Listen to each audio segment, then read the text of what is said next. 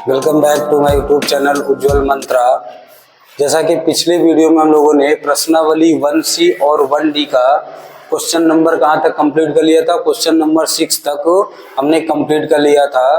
तो इस वीडियो में हम लोग क्वेश्चन नंबर 7 और क्वेश्चन नंबर 8 आपके सामने लिखा होगा, इसको हल करते हैं।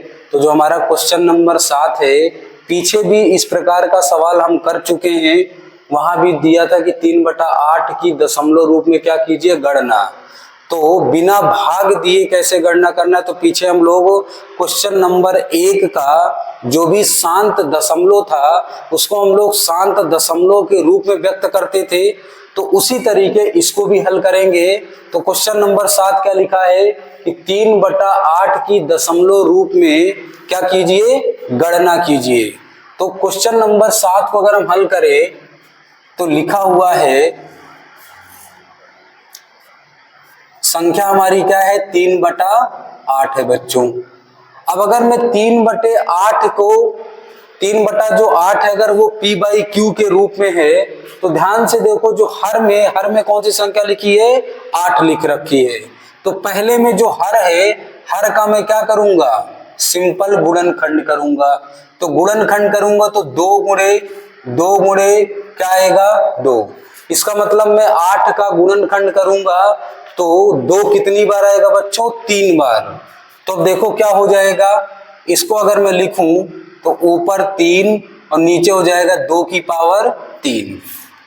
पीछे क्लास में हम लोग पढ़ चुके हैं, जब किसी संख्या का हम शांत दशमलव के रूप में व्यक्त करते हैं तो बटे में 2 होना चाहिए और कौन सी संख्या होनी चाहिए, 5 होनी चाहिए। अगर संख्या 2 है, 5 नहीं है, तो देखो 2 कितनी बार है। तो अगर मैं कहूं कि 2 कितनी बार है, यहां पर 2 3 बार है, तो उतनी ही बार क्या होनी चाहिए, 5 वाली संख्या भी होनी चाहिए। तो हम क्या करेंगे, अब अगर नीचे पहले से 5 3 बार नहीं है, क्योंकि 2 कितनी बार है बच्चों, 3 बार, तो 5 भी कितनी बार आनी चाहिए, 3 बार। अब मुझे 5 3 बार लाना है, तो हम क्या करेंगे, ऊपर नीचे 5 की पावर 3 का हम क्या कर देंगे, ऊपर नीचे मल्टीप्लाई कर देंगे बच्चों। क्या कर देंगे, मल्टीप्लाई। अब अगर आप ध्यान से देखो तो 3 गुणे 5 की पावर क्या होता है, 125 होता है। तो 3 गुणे 125 है। और नीचे अगर मैं देखूं तो 2 गुणे 5 पूरे की पावर इकट्ठा में क्या लिख सकता हूं, 3 लिख सकता हूं। और अगर आप ध्यान से देखें तो 125 का 3 में गुणा करेंगे तो 3 पचे 15 होगा, 3 दुनिया 6 7 होगा, 3 एक कम 3 होगा। अब इसको मैं 5 और 2 का गुणा करूंगा तो 10 की पावर कितना हो जाएगा, 3। अगर इस नंबर को और आगे लिखना चाहें तो आप ध्यान से देखो, नंबर 375 है, लेकिन बटे में 10 की पावर 3 का मतलब 1 के साथ कितने जीरो आ जाएंगे। और पहले क्वेश्चन का जो पहला, इस प्रश्नावली का जो क्वेश्चन नंबर 2 था, उस वहां पर हम लोगों ने पढ़ा था, अगर 1 बटे में 1 के साथ जितने जीरो होंगे, ऊपर वाली संख्या में दाईं ओर से उतने ही अंक बाद हम क्या लगा देंगे, दशमलव लगा देंगे। इसका मतलब नीचे 1 के साथ 3 जीरो है, इसका मतलब ऊपर दाईं ओर से 3 अंक बाद दशमलव लगा देंगे। तो 1 अंक, 2 अंक, 3 अंक, इसका मतलब 5 7, 3 के तुरंत बाद क्या लग जाएगा बच्चों, दशमलव। और यही हमारा 3/8 का कौन सा रूप है, दशमलव रूप है। इसका मतलब अगर 8 से आप 3 में भाग दोगे तो आंसर यही आने वाला है, 0.375। तो ये किसी भी संख्या का दशमलव रूप में व्यक्त करना बिना भाग विधि के, तो हम इस तरीके से व्यक्त करते हैं। जो भी संख्या में हर में संख्या दे रखी है उसका पहले हम क्या करेंगे, गुणनखंड करेंगे। 2 या 5 के अलावा अगर 2 जितनी बार आया होगा तो उतनी बार हम 5 लाएंगे, या तो अगर सिर्फ 5 है तो उतनी बार हम 2 लाएंगे। 2 5 दोनों है तो दोनों की पावर हमेशा क्या होनी चाहिए, सेम होनी चाहिए। अब इसी तरीके देखो, इसी तरीके का सवाल अगला वाला है क्वेश्चन नंबर 8। वहां भी लिख रखा है कि बिना भाग विधि के 15/4 प्लस 5/40 को दशमलव के रूप में क्या कीजिए, व्यक्त कीजिए। ध्यान से देखो तो यहां पर आपको साफ साफ सवाल बोल रखा है बिना भाग विधि के। इसका मतलब मुझे यही रूप ट्राई करना है। तो देखो अगर इसका हम हल देखें तो ध्यान से देखो, अगर इसका हम हल देखें तो कह रखा है बिना भाग विधि के। तो हम लोग क्या लिखेंगे, 15/4 लिखा है प्लस 5 बटा क्या लिखा बच्चों 40। अगर मैं 4 और 40 का एलसीएम लूं तो आप ध्यान से देखो 4 और 40 का एलसीएम कितना आएगा 40। 4 से 40 में भाग करूंगा तो 4 दाम में 40 होगा और 10 का गुणा किसके साथ हो जाएगा 15 के साथ। 40 से 40 में भाग करोगे तो एक बार जाएगा, एक का गुणा किसके साथ होगा 5 के साथ। इसका मतलब 15 दहाम में कितना हो जाएगा 150, 5 एकम कितना हो जाएगा 5 बटे का 40। इसका मतलब ऊपर 155 बटे का क्या हो जाएगा 40 हो जाएगा। अब अगर आप ध्यान से देखें तो 155 बटे में अगर आप 40 का क्या करेंगे, अगर आप 40 का गुणनखंड करें तो ध्यान से देखो 40 के गुणनखंड में क्या आएगा 20 आएगा, फिर 10 आएगा, फिर 5 आएगा, फिर 5 एकम 5 होगा। इसका मतलब हुआ कि 155 बटे जब मैं 40 का गुणनखंड करूंगा तो 2 कितनी बार आएगा बच्चों 3 बार, और 5 कितनी बार आएगा 1 बार। इसका मतलब है कि अगर इसको मैं पावर के रूप में लिखूं तो 155 बटे का 2 3 बार है और 5 कितनी बार है 1 बार।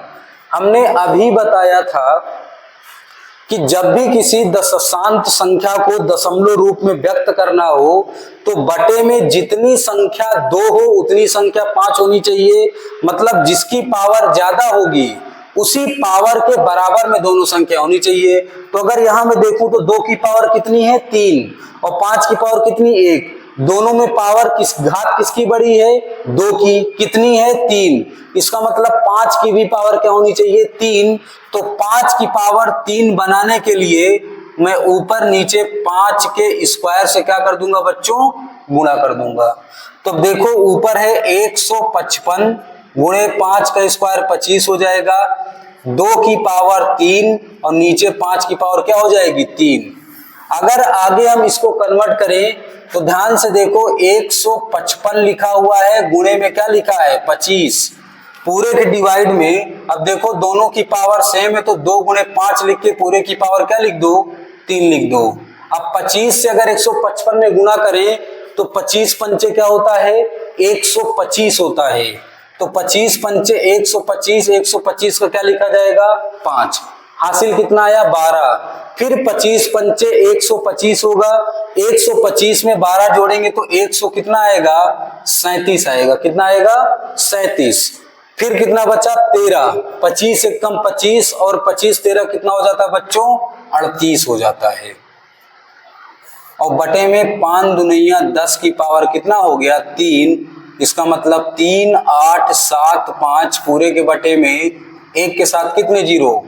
अभी यहां हम लोगों ने सीखा था कि अगर बटे में 1 के साथ जितने जीरो होगा उतने ही अंक बाद ऊपर दाईं ओर से क्या लगा देंगे दशमलव। तो यहाँ 1 के साथ कितने जीरो है 3, तो ऊपर 3 अंक बाद दशमलव लगाओ 1 2 3। इसका मतलब ये आंसर आएगा 3.87 और क्या हो जाएगा 5। ये हमारा फाइनली क्या हुआ आंसर हुआ, ये हमारा क्या हुआ फाइनली। तो इस तरीके से हमने क्वेश्चन नंबर 8 को भी क्या कर लिया 8 को भी सॉल्व कर लिया। तो बिना भाग विधि के 15/4 प्लस 5/40 को दशमलव रूप में व्यक्त किया तो बच्चों उसका आंसर क्या आया 3.87 और क्या आया 5 आया। अब हम लोग क्वेश्चन नंबर कहां पर पढ़ते हैं क्वेश्चन नंबर 10। तो अभी क्वेश्चन नंबर 9 हमने सॉल्व कर लिया था। तो अब ध्यान से देखो क्वेश्चन नंबर 10 में क्या लिखा है। तो क्वेश्चन नंबर 10 में लिखा है कि परिमेय संख्या 257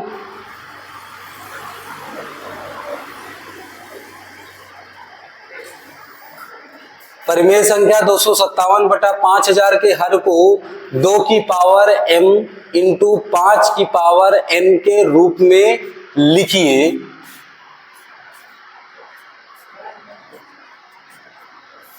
लिखिए और बोला है इसके बाद बिना वास्तविक विभाजक के इसका दशमलव प्रसार भी लिखिए। तो पहले हम इस तरह के लिखते हैं। तो जो हमारा नंबर है वो क्या है, 257 बटे का क्या लिखा है बच्चों, 5000। तो हम क्या करते हैं, जब भी हम किसी का लिखा इसका जो हर है उसको 2 की पावर m इंटू 5 की पावर n के रूप में लिखिए। तो भैया जी क्या करेंगे, जो हर है उसका जो 5000 लिखा उसका हम पहले क्या कर लेंगे, उसका हम कर लेंगे गुणनखंड।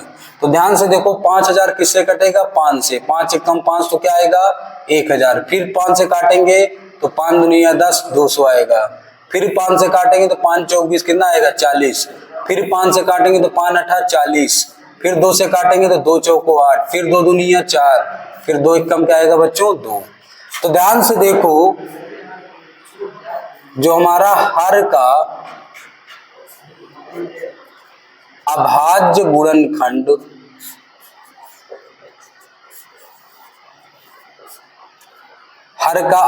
गुणनखंड का जो रूप है 5000। तो देखो 5000 का जब हमने फैक्टर किया तो 2 कितनी बार आया, 2 आया 3 बार। 5 कितनी बार आया, 5 आया 4 बार। तो ध्यान से देखो जो हर का अभाज्य गुणनखंड का रूप है, इसका मतलब मैं इसको लिख सकता हूं 2 की पावर 3 और 5 की पावर क्या लिख सकता हूं बच्चों 4। तो ध्यान से देखो हमने इस संख्या के हर को 2 की पावर n इंटू 5 की पावर n के रूप में अगर लिखे तो देखो हम लोग इसको क्या लिख सकते हैं, इसको हम लोग लिख सकते हैं। तो देखो आगे अगर बढ़े तो 257 बटे का क्या लिखा है 5000। इसका मतलब 257 बटे इसका जो हर का रूप है हम लोग क्या लिख सकते हैं 2/3, 2 की पावर 3, 5 की पावर 4। तो इसका जो हर का रूप है यही हमारा बच्चों क्या हो गया, आंसर है पहला वाला। क्योंकि उसने बोला था परिमेय संख्या का जो हर है उसको 2 की पावर n टू 5 की पावर n के रूप में लिखिए। तो एक तो आंसर ये हो गया। फिर क्या रखा है, रूप में लिखने के बाद इसके बाद बिना वास्तविक विभाजक इसका क्या लिखो, दशमलव प्रसार लिखो। तो 5000 का अभी हम लोगों ने ऊपर निकाला कि हर का जो अभाज्य गुणनखंड का रूप है वो 2 की पावर 3 इंटू 5 की पावर 4 के रूप का आएगा।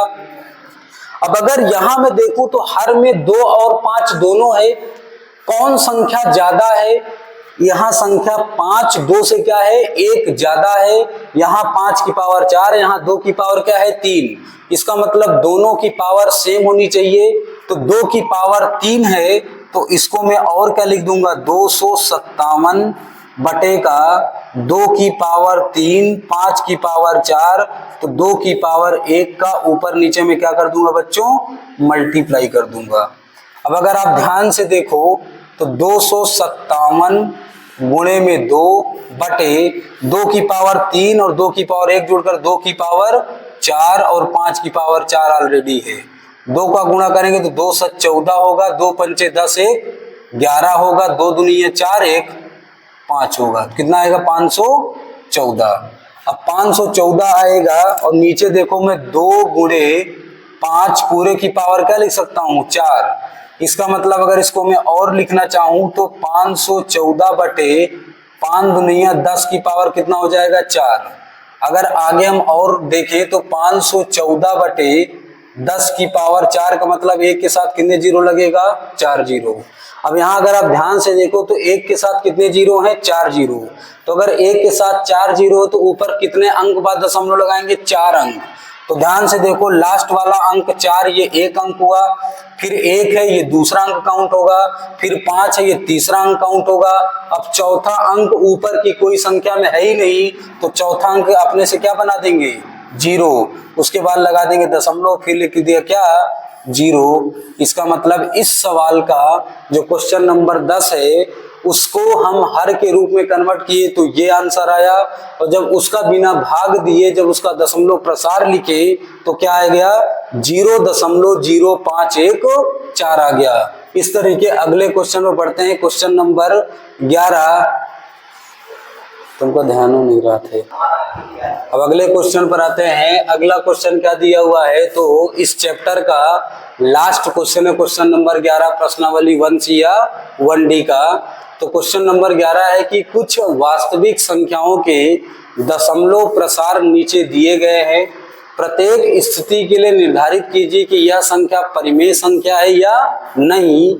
और जो आगे लिखा हुआ कि यदि परिमेय संख्या है और p बाई क्यू के रूप में p बाई क्यू के रूप की है, तो q के अभाज्य गुणनखंडों के बारे में आप क्या कह सकते हैं। तो पहले तो हमें खोजना है कि ये परिमेय है या नहीं।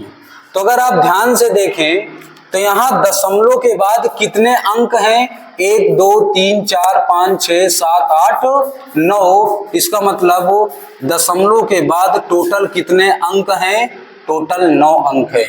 यदि दशमलव के बाद टोटल 9 अंक निश्चित हो, तो दशमलव के बाद अगर टोटल 9 अंक निश्चित हो तो क्या हो जाएगा, दशमलव के बाद टोटल अगर 9 अंक निश्चित हैं, इसका मतलब इसके बटे में मैं क्या लिख सकता हूं, 43 1 2 3 4 5 6 7 8 9 और पूरे के बटे में क्या हो जाएगा, कितने जीरो लिख सकते हैं, 9 जीरो लिख सकते हैं। तो यदि दशमलव के बाद अगर निश्चित संख्याएं हैं तो उसको मैं p बाई क्यू के रूप में बच्चों लिख सकता हूं। इसका मतलब जो हमारी ये संख्या है, ये हमारी संख्या क्या होगी, ये संख्या परिमेय संख्या हो जाएगी। कौन सी संख्या हो जाएगी, परिमेय संख्या, क्योंकि दशमलव के बाद ये कौन सा नंबर है, फिक्स नंबर है। तो अगर दशमलव के बाद फिक्स नंबर है तो कौन सी संख्या कहलाएगी, परिमेय संख्या कहलाएगी। ध्यान से देखो, इसी का जस्ट उल्टा अगर आप यहाँ देखो, दशमलव के बाद 1 2 3 4 5 6 7 8 9 10 11 12 13 14 15 16 17 18 19। तो दशमलव के बाद मैंने नंबर जोड़ा तो 19 तो आ रहा है, लेकिन आगे क्या लिखा है, डैश डैश आ रहा है। इसका मतलब मैं इसको p बाई क्यू के रूप में नहीं लिख सकता हूं।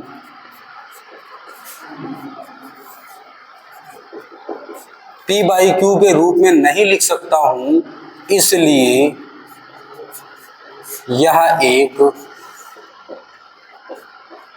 अपरिमेय संख्या, इसलिए यह एक अपरिमेय संख्या है।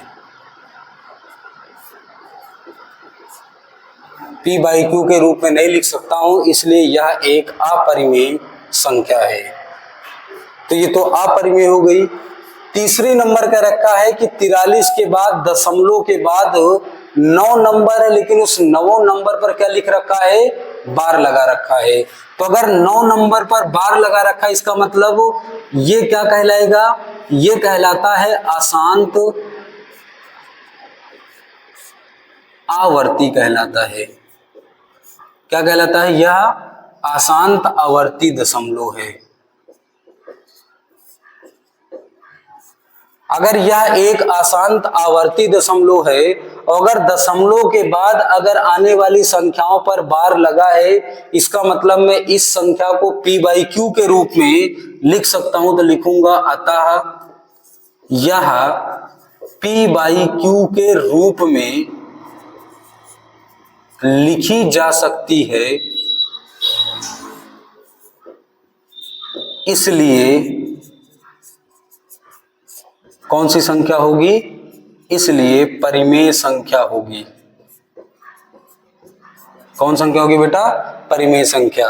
और अगर मैं कहूं कि इसको परिमेय संख्या मैं कैसे लिखूंगा, तो ध्यान से देखो, 43 ऊपर लिख दो प्लस, ऊपर कितने नंबर है, 1 2 3 4 5 6 7 8 9 और दशमलव के बाद जितने संख्याएं अगर सभी संख्याओं पर बार है तो बटे में उतनी बार क्या लिख देंगे, 9 लिख दें। कितनी बार 9 लिखेंगे, 9 बार, 3 3 6 3 9, तो 9 बार क्या लिखेंगे, 9 लिखेंगे। इसका मतलब मैं इसको लिख सकता हूं 43 सही 1 2 3 4 5 6 7 8 9 और बटे में कितनी बार 9 आएगा,